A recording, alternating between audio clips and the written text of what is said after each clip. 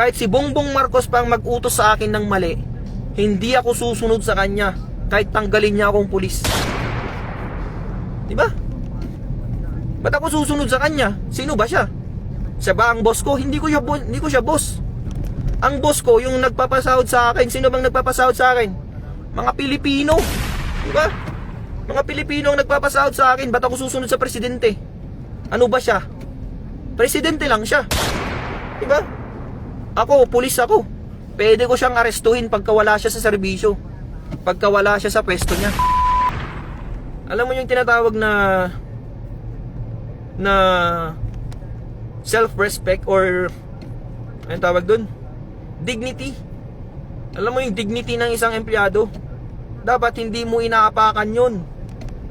Hindi porke mas mababa sa'yo, aapak-apakan mo na lang yung dignidad niya. Hindi po pwede yan. Kahit ikaw pa yung presidente ng Pilipinas, kahit ikaw pa yung pinakamayamang tao sa buong mundo, hindi mo pwedeng apak-apakan yung dignidad ko bilang tao. Tandaan mo yan. Kahit sino ka pa, diba? Kahit sino ka pang tao kang yan, kung inapak-apakan mo yung dignidad ko, magkamatayan na tayo, diba? Ikaw kayo yung ganya-ganyanin ko, ikaw kayo yung kupal-kupalin ko kung anong mararamdaman mo, diba? Try mo din kayang maging biktima ng kakupalan. Tingnan natin, baka iyak ka na lang dyan sa gilid. Di nyo kasi alam kasi nasa mataas kayong posisyon. Di nyo alam yung nararamdaman ng isang mababang tao lang, na kapag kinupal-kupal mo, walang magagawa kundi tatahimik lang. Diba? Kasi alam niya sa sarili niya na walang laban sa'yo, kasi mataas ka eh. Pero wag mo akong ginaganyan. Kahit gaano ka pa kataas, wala akong pakialam sa ranggo mo. Diba? Wala akong pakialam sa ranggo mo. Kahit ano ka pa, kahit general ka pa, kahit ikaw pa ang hepe ng PNP, kahit ikaw pa yung pinakamataas sa buong mundo. Sabi ko na nga ba, kapag kinupal-kupal mo ako at ay napakan mo yung dignidad ko, magkamatayan na tayo. Diba? Yun yung prinsipyo na pinaglalaban ko, mga kasama. Yan yung tinatawag na prinsipyo. Hindi yan mabibili ng pera, kahit anong magkano mang pera yan. Tandaan nyo lagi na yung prinsipyo lang yung kaya mong ipaglaban sa buong buhay mo. Kahit wala ka ng pera, kahit wala ka ng kung ano-ano man yan, kahit anong meron ka na winala ng mga tao, prinsipyo lang yung matitira sa'yo. Tandaan nyo yan. Dignidad lang matitira sa'yo. At wag na wag mong ibebenta yan, kasi yan lang yung natitira sa'yo. Diba? Nagigets nyo ba ako?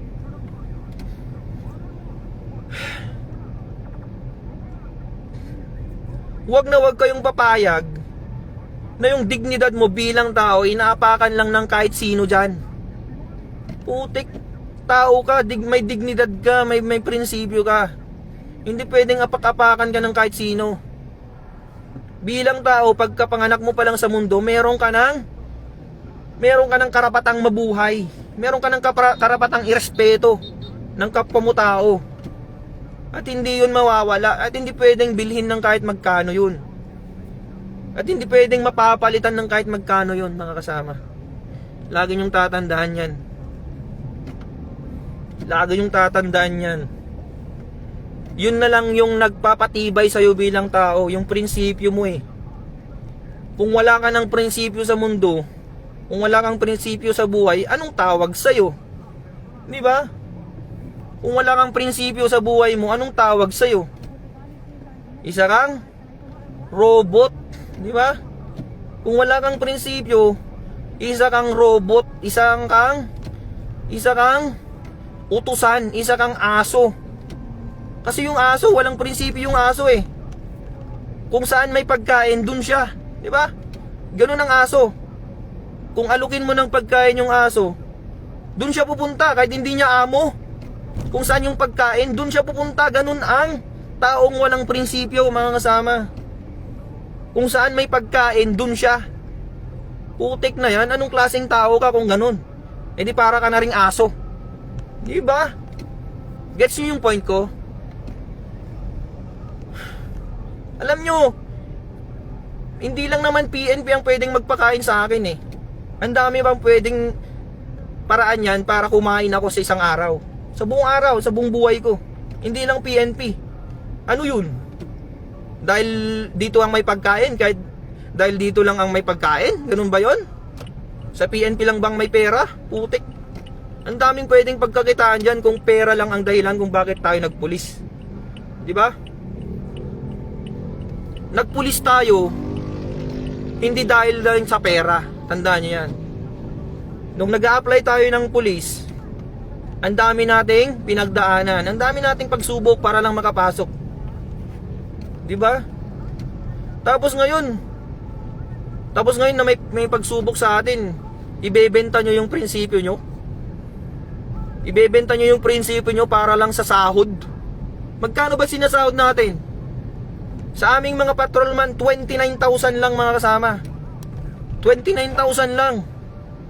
Anin mo yung 29,000 kung ang kapalit nun. Ang kapalit nun, anong kapalit nun? Prinsipyo mo. Ipagpapalit mo yung prinsipyo mo sa kakarampot na 29,000. Puta. Diba? Mas marami pa yung sahod ko nung nasa call center ako. Mas malaki pa yung sahod nung nasa call center ako kaysa yung nasa pulis na ako. Pero dahil may prinsipyo akong pinaglalaban, nagpulis pa rin ako. Kasi gusto ko nasa tama lahat, nasa ayos lahat. Gusto ko nasa ayos lahat ng mga bagay sa Pilipinas. Diba? Kaya tayo nagpulis kasi gusto natin maayos. Pero ngayon, dahil hindi na maayos yung mga bagay-bagay, hindi na po pwede. Alangan naman na magpupulis ka pa kung hindi na maayos.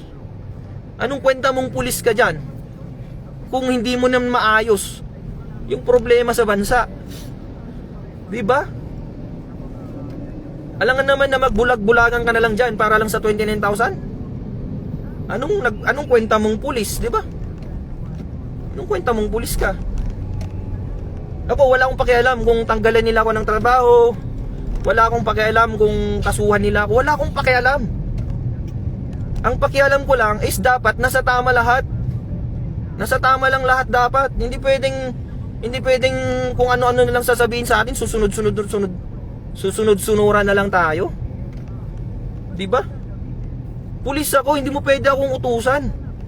Patrolman lang ako, pero hindi mo ko pwedeng utusan ng mali. Kahit sino ka pa.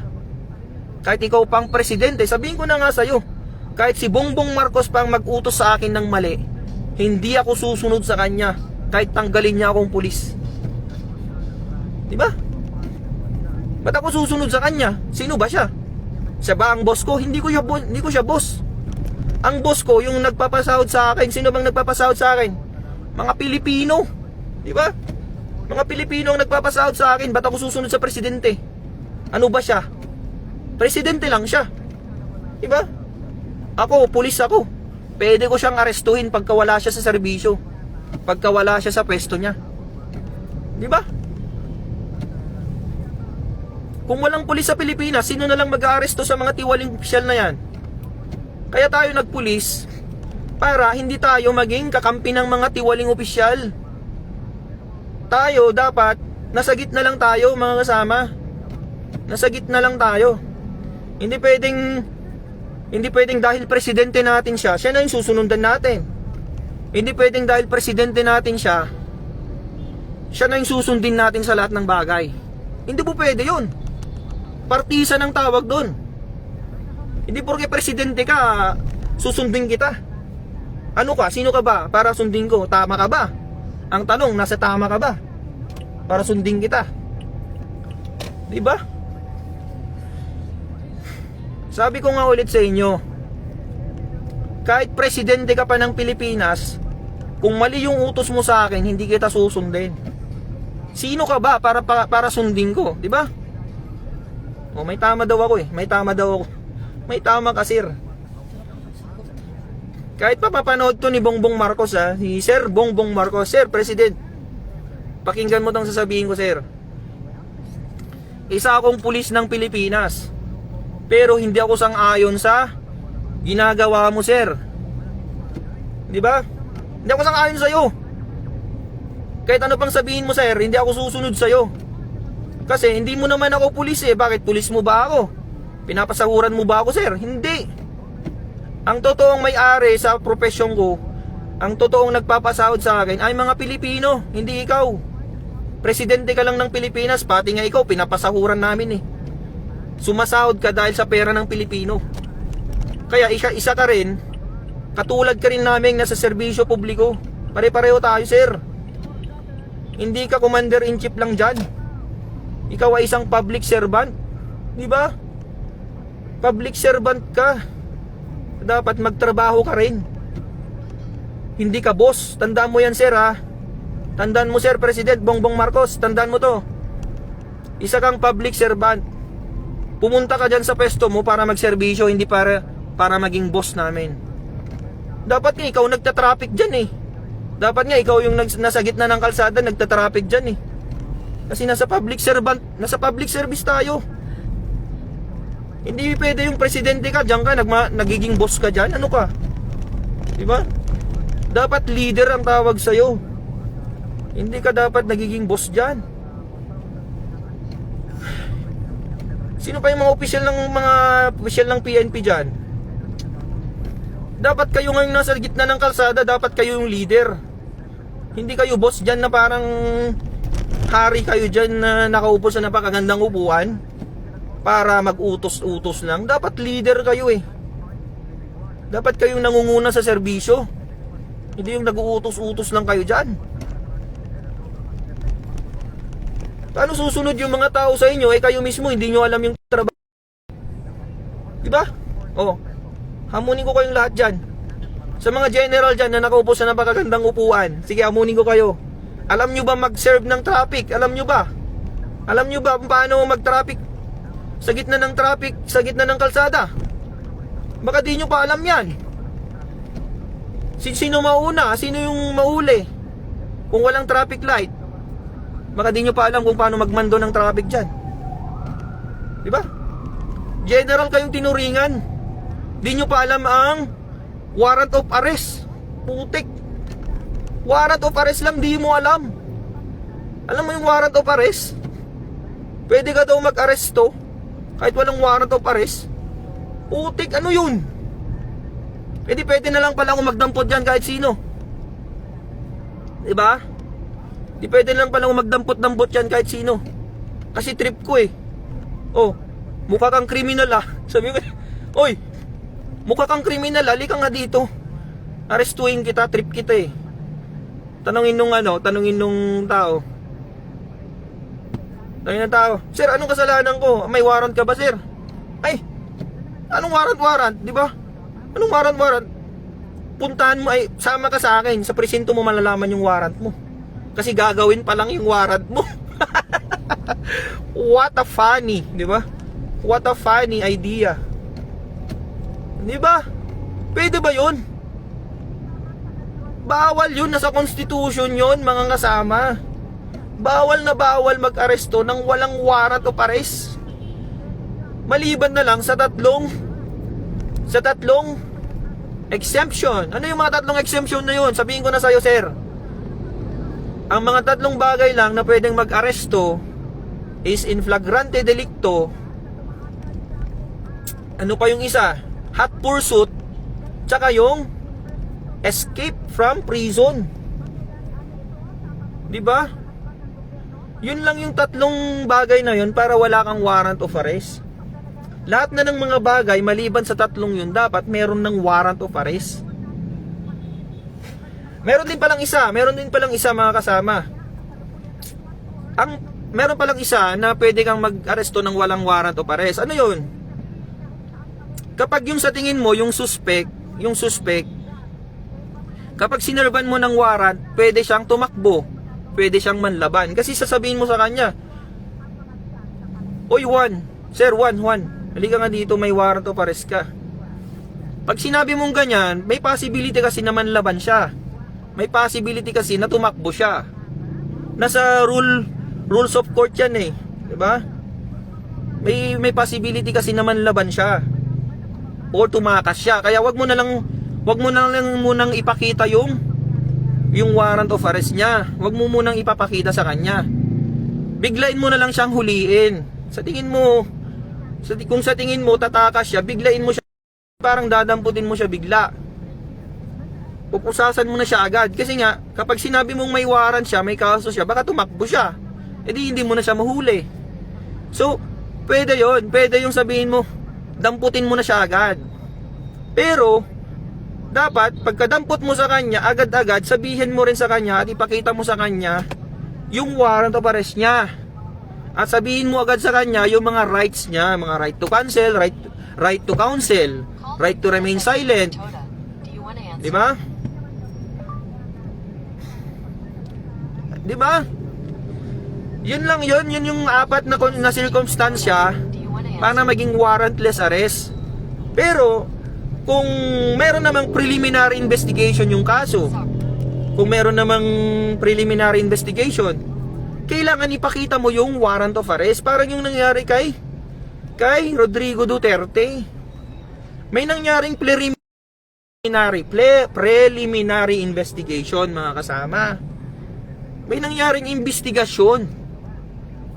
Tapos, sasabihin nila, arestuhin kita kahit walang warrant of arrest. Pwede ba yun? Hindi po pwede yun, mga kasama. Kailangan ipakita mo muna yung warrant of arrest bago mo siya arestuhin. Bakit? Si Duterte ba tatakas ba yun kapag sinabihan mong may warrant of arrest siya? Di naman tatakas yun eh, tsaka hindi naman manlalaban yun eh. Prosecutor kaya yun, alam niya yung batas yun. Pero anong ginawa nyo sa kanya? Anong ginawa nyo sa kanya? Wala, mali yung ginawa nyo sa kanya. Inaresto nyo siya ng walang warrant of arrest at hindi nyo sinunod yung batas ng ICC. Ang sabi sa ICC, pagkatapos nyo maaresto yung isang tao, dapat dalhin nyo siya sa competent judicial authority, mga kasama. Competent judicial authority. Pero anong sabi ng administrasyon? Anong sabi ng administrasyon regarding that? Ang sabi nila, competent authority daw yung, competent judicial authority daw yung DOJ na nandun. Putik na yan, anong klaseng pag-iisip yan, mga kasama? Paano naging competent judicial authority yung DOJ? Ang DOJ, mga kasama, is considered as quasi-judicial. Quasi-judicial lang siya. Hindi siya fully competent judicial authority. Bakit? Korte ba ang DOJ? Korte ba ang DOJ? Siyempre hindi. Department of Justice is not a court. Ang sinasabi ng ICC, pagkatapos nyo mahuli si Duterte, dapat dalhin nyo sa competent judicial authority. Ano yung competent judicial authority na yan? In short, ang tawag dyan ay korte. Kahit anong korte sa Pilipinas, pwede. Kahit nga sa pinakamababang korte na lang sana eh. Pero anong ginawa? Dinala saan? Villamor Air Base, mga kasama. Bakit? Korte ba yun? Siyempre hindi korte yun. Walang judge dun eh. Sino magsasabi na tama o mali yung pagka-aresto niya kung walang judge? Siyempre kailangan mo ng judge para magsabi sa'yo ng ganito ganyan. Ang sabi ng administrasyon, meron daw DOJ personnel na kasama dun. Siya na daw yung judicial authority. Putik, sabi ko na nga ba eh. Bangag talaga tong mga to eh, no? Walang alam sa batas. Kawawa naman ang Pilipinas kung ganyan. Ako, patrolman lang ako, mga kasama. Hindi ako abogado, pero may alam ako sa batas. Hindi ko naman sinasabing alam ko lahat, pero may alam ako sa batas. Judicial authority is a court. Villamor Air Base is not a court. And DOJ is not a court. Ano yung mga yan? Rason lang yan ng mga bangag. Kasi wala silang alam. Or alam nila, pero nilulusot lang nila yung gusto nila. Pero hindi nyo maloloko ang mga Pilipino. Diba? Hindi nyo kami maloloko kasi may isip din kami, hindi lang kayo. Ang problema lang kasi sa inyo, bangag kayo. Kami, hindi kami bangag. Kasi nag-iisip kami, kayo hindi kayo nag-iisip. Ano ba yan? Anima ba ko nakmanin? Kanina pa ako salita ng salita dito, wala man lang mag-comment ng maganda dito.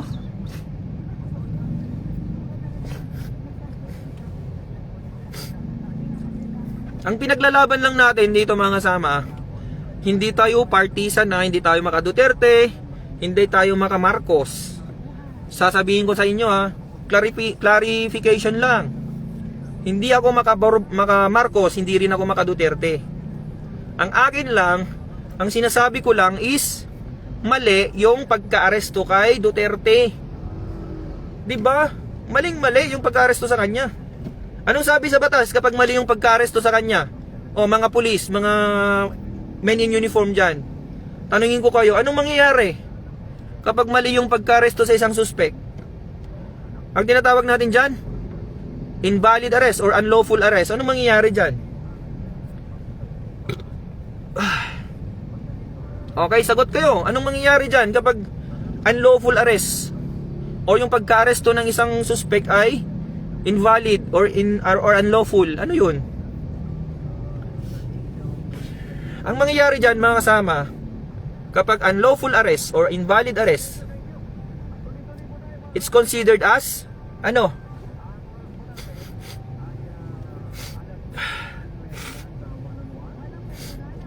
Any unlawful arrest, any unlawful arrest is considered to be invalid.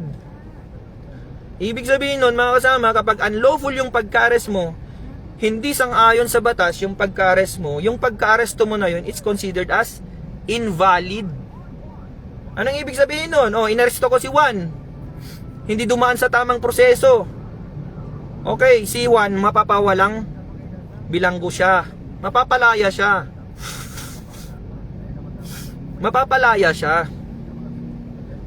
Parang kayo nangyari kay Duterte. Kapag unlawful yung pagka-aresto sa kanya, ang mangyayari sa kanya, magiging invalid yung arrest niya. Ibig sabihin, kapag invalid yung arrest niya, mapapawalang bilanggo siya. Pwede siyang pabalikin sa Pilipinas. Yun yung nang mangyayari dyan. Okay na ba? Clear na ba tayo dyan, mga kasama? Patrolman lang ako, patrolman ako. Tuturuan ko mga general, putik. Ano ba yun? Anong klaseng mga Pilipino tayo? Anong klaseng Pilipino tayo, mga kasama? Di ba kayo nahiya na ganyan ang nangyayari? Yung pinakamababang pulis, siya pa ang nagtuturo sa mga pinakamatataas na pulis. What the hell? Mahiya naman kayo sa mga bumbunan nyo. Hindi nyo pa alam ang batas. Ang tagal nyo na sa serbisyo, di nyo alam ang batas. Ano ba yan? Nakakahiya tayo. Dismiss yung kaso, mapapawalang sala. Yun, sabi. Tama ka, sir. Si Benji Campomanes. Tama ka dyan, sir. Kapag mali yung pagka-aresto sa isang suspect, kapag unlawful, if it's not in accordance with the law, if you arrest the person not in accordance with the law, it's considered unlawful. And if it's unlawful arrest, it's considered invalid.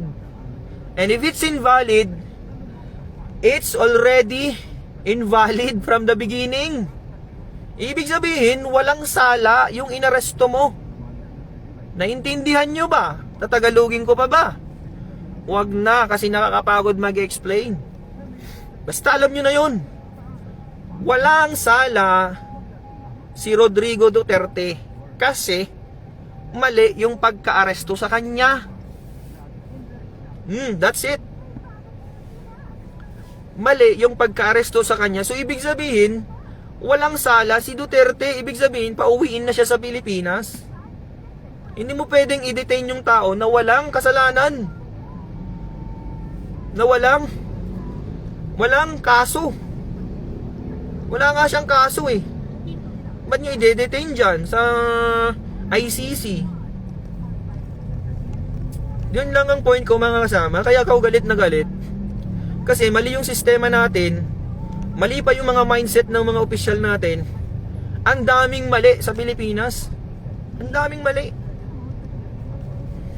Pulis ako pero Pulis ako. Pero bakit? Anong ranggo ko? Ano ba yung ranggo ko? Patrolman PO1. Pinakamababang ranggo sa PNP, mga kasama.